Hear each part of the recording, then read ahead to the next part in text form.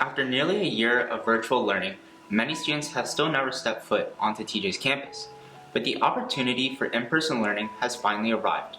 In early January, families were confronted with the decision to resume concurrent learning in either a virtual or hybrid model.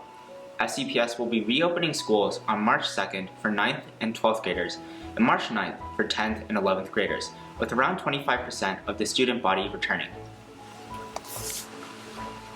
With those considerations in mind, is it finally time for students to put on a mask and head to school?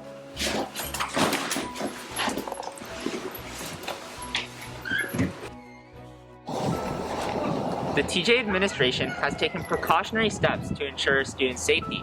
Following guidelines from the CDC, they have implemented measures to address each of the 5 mitigation pillars for returning schools, which include universal and correct wearing of face masks, physical distancing, washing hands, cleaning facilities and improved ventilation, and contact tracing, isolation, and quarantine. These measures include a requirement for students to wear masks and stay socially distanced at all times.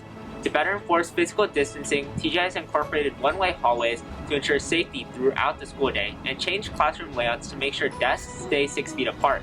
Outside each classroom, TJ will be providing hand sanitizing stations for students to use and are requiring staff members to clean and wipe classrooms more frequently. Due to the low number of students intending to go in person, there will be less than 10 students in instructional class at any given time. The introduction of these and many more safety restrictions by the staff curtail the risks of returning to school while continuing its mission of academic excellence. But even if it's safe to return, why would people even want to leave the comforts of their home sweet home? After COVID-19 caused schools to adapt virtually, we left behind what made school truly school: social interaction. Goofing off with friends during lunch, laughing at a teacher's joke, and even exchanging simple pleasantries with school bus drivers became distant memories over the past year.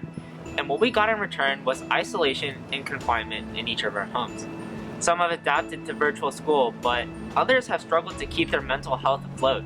Students who once found enjoyment in school activities have now lost motivation, and others are showing signs of depression and emotional exhaustion. Endless distractions appear with the click of a new tab, and some students just go back to bed during the first period because there's no way to keep them in check. It's better to give these students who are struggling to cope in an online environment the option to re-enter schools even a month or two earlier than to wait for better vaccine coverage. Although circumstances vary from person to person, it's crucial that we begin the transition back into school as soon as it's deemed safe. The March 2nd and March 9th dates set in place for a return are responsible timeframes and will mark the beginning of the shift back into normalcy for many TJ students. For TJ TV News, this is John Kim, signing off.